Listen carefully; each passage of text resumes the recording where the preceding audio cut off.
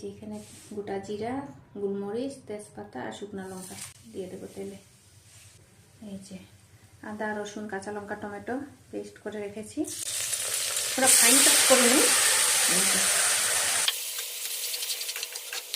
দিয়ে দেবো 1 চামচ হলুদ, লবণ 1/2 চামচ, দিয়ে দেবো সামান্য অল্প চিনি, সামান্য দিয়ে দেবো লঙ্কা গুঁড়া, দিয়ে দেবো একটু কস্তুরি মেথি,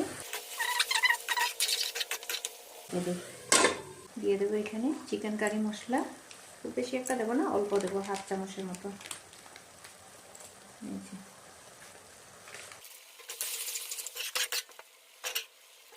আবার ঢাকা দিয়ে দেখি ঢাকনাটা খুলে, তারপর থেকে কত জল বাড়িয়েছে।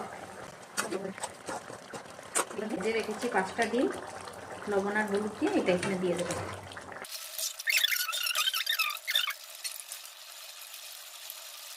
ধনিয়া পাতা কেটে রেখেছি, দিয়ে দেবো।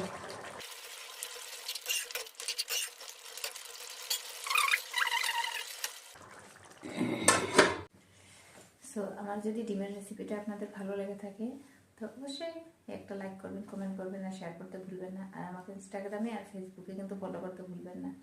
তো দেখা হচ্ছে আপনাদের সাথে নেক্সট ভিডিওতে। টাটা।